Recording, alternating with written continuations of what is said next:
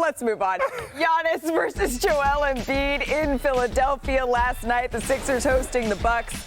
I'm going to leave this one alone. That's brotherly love right there. Well, in the city of brotherly love. Did you pick Perk's nose hair? Yeah, you know, maybe. Listen, I'm helping my brother out. Let's talk about James Harden here. James Harden is doing what James Harden. It is so good to see him off to a good start. Now, Philly's got to figure out some things, but the fact that these guys are kind of off, they're rolling, it's good to see James Harden kind of reclaiming that dominant ball scorer. Look, he is doing some positive things in Philly, but the Bucks doing what the Bucks do, moving the ball, spreading the ball.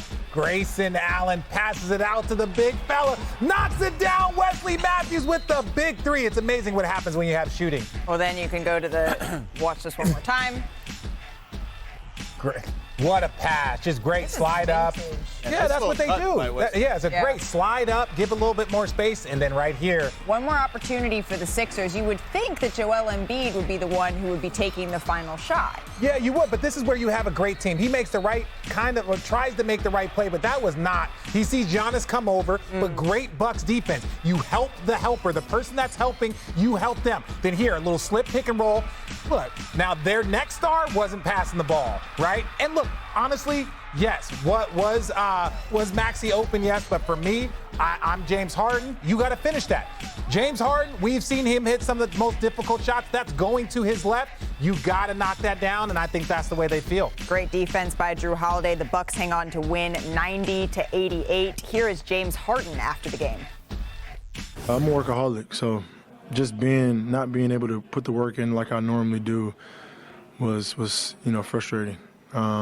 This summer I had that opportunity to, and then even up until this point, I feel really good. So a lot of people don't see the work that I put in, you know what I mean? Like this scoring ability and all this other stuff doesn't come without work, you know what I mean? So as much as people want to talk about all the other stuff that don't really matter, I'm a workaholic, and I love to be in the gym, and I love to play basketball.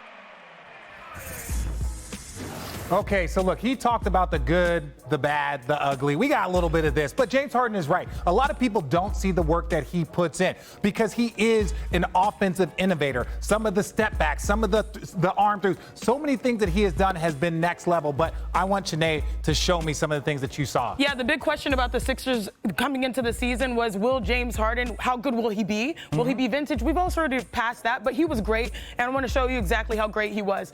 First 2 games, 30 points. The only other people to do that, Wilt and AI. And watch this isolation. Watch Joel Embiid. He makes space for his guy to cook, gets to his bag, turns to his left. Now, I know you were critical of him not making the last shot, but he made a lot of crucial shots with Joel Embiid on the bench for them to stay competitive. Again, attacks the double team. Joel Embiid kicks it out to his mate, and he finishes. James Harden has looked amazing to start the season. That's going to be very important for them to be successful. Yeah, but and look, there are certain things that he's got to do. He's got to communicate better. Look, if you're going to have a guy that's going to be playing, he doesn't even know who he's guarding right there. So I'm not going to put the full blame on him, but he's got to give extra effort. If you're going to win a championship, you have to give second and third efforts from all 8, 9 guys that are in your rotation. Just watching, just chilling, not getting back, not doing the things that they're supposed to. Again, right now, Giannis, you got 4 people in the paint, you got 3 people around. I don't know what just happened to that graphic, but ultimately what we're going to talk about right now is that James Harden is doing special things. He is an offensive guy,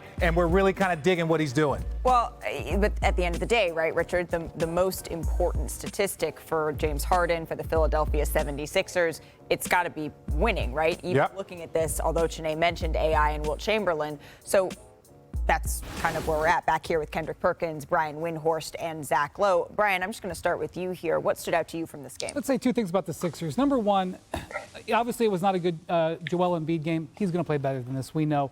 James Harden's first step, which is one of his biggest weapons, appears to be much improved. I don't think it's quite where it was when he was in Houston winning the MVP, but last year he couldn't get that first step. He's got that first step. That bodes well. Second thing I'm going to say is in the Eastern Conference this year, you are going to get your nose bloodied. You're going to have you're going to lose games where you maybe are a little bit off.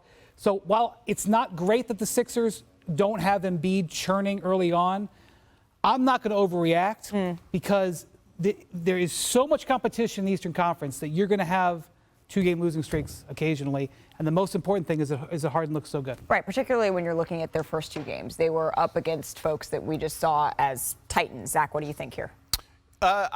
Look, other than the Harden Embiid pick and roll, which is as effective as ever, when you give Joel the ball inside the foul line, it's automatic. I'm concerned about.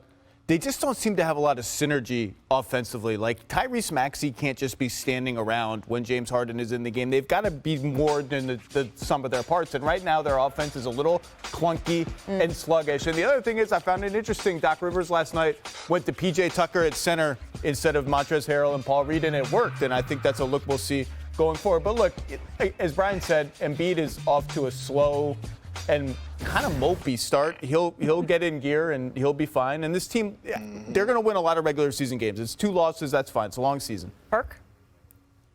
Yeah, and then it's 2 losses against the team that represented the Eastern Conference in the Celtics and the Milwaukee Bucks. And look, they held the Milwaukee Bucks to 90 points last night. So on the defensive side of things, I thought they played well. The only thing that I would say, look, James Harden he looks phenomenal. But he do have to realize that he still have to lose himself in the team. Instead of worrying about going out there on a night-to-night basis and worrying about proving the haters wrong, you need to worry about how you're going to get this win by still being the best version of yourself. Not saying that he's not trying to win, but take the I, and remember the team. And by the way, let me say this, and I'm going to stand on this. And we all agree, I believe. Giannis Antetokounmpo is the best basketball player in the world. I watched him last night, and just the growth, right? 9 for 16 from the field, 21 points, 13 to 14 boards, and the 8 assists. Giannis do not get enough credit for his playmaking ability, for his high IQ, for his leadership skills. Thank you for watching ESPN on YouTube. For live streaming sports and premium content, subscribe to ESPN+.